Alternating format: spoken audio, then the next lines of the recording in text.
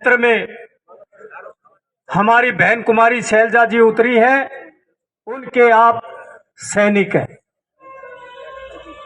और जिस तरह से इस देश और प्रदेश के अंदर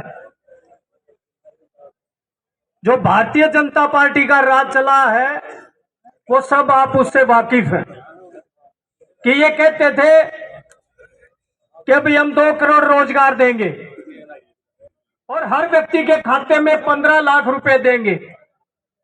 ये मोदी की गारंटी होती थी कि भी मोदी की जुबान है, जो मोदी कहता है वो करके दिखाता है।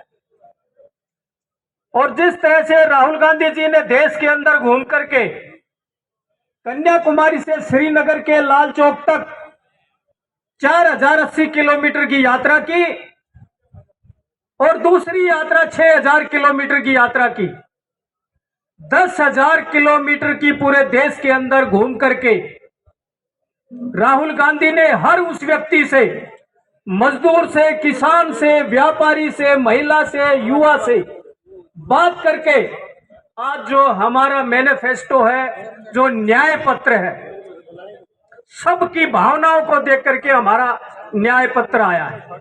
और मोदी कहते हैं कि इसके अंदर तो मुस्लिम लीग दिखाई देती है।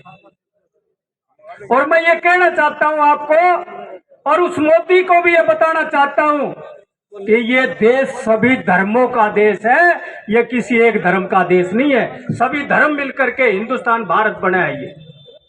और आज पूरे देश के अंदर सिर्फ एक ही लोगों में मन बना रखा है कि हमने तो मोदी को तड़ी पार करना है और कांग्रेस पार्टी और इंडिया गठबंधन की सरकार को बनाना है।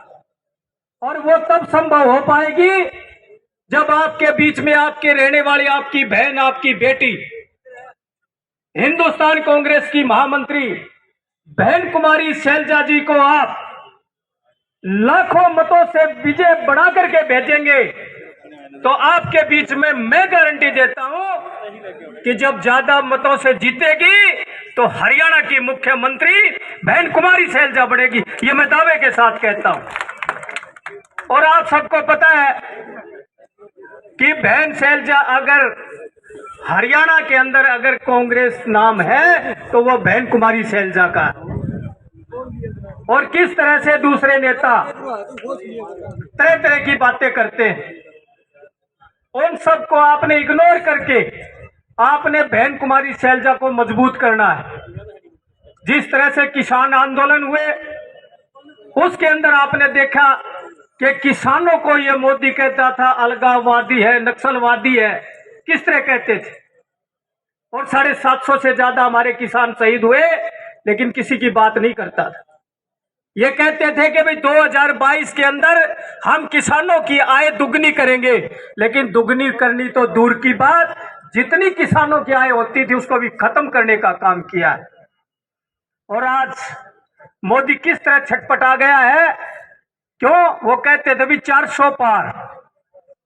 अब हमारे एक साथी ने बताया कि 400 पार तो तब होगा जब उनके पास 400 उम्मीदवार होंगे, किराए के हैं सब। और आज किस तरह से मैं दादरी भिवाड़ी लोकसभा से संबंध रखता हूं और हर लोकसभा के अंदर इस भारतीय जनता पार्टी का जो भी उम्मीदवार है उस सब की खिलाफत हो रही है और भागना पड़ रहा है उनको। और आपके बीच में भी एक ऐसा उम्मीदवार है भारतीय जनता पार्टी का, जो समय समय पर, मैं तो राजनीतिक नहीं कहूंगा, उसको कहूंगा मैं तो बिजनेसमैन है। और इसी कांग्रेस पार्टी ने उसको नीचे से उठा करके उस जगह बिठाया, ये कांग्रेस पार्टी थी। और आज क्या है, लेकिन आपने देखना है, अगर देश और संविधान बचाना है तो बहन कुमारी शैलजा को लाखों मतों से जिताना है। मैं तो इतना ही कहना चाहता हूं। आपका बहुत बहुत धन्यवाद। हाथ उठा करके ये विश्वास दिलाए कि हम यहां से ज्यादा मतों से जिताएंगे। बहन कुमारी शैलजा जिंदाबाद।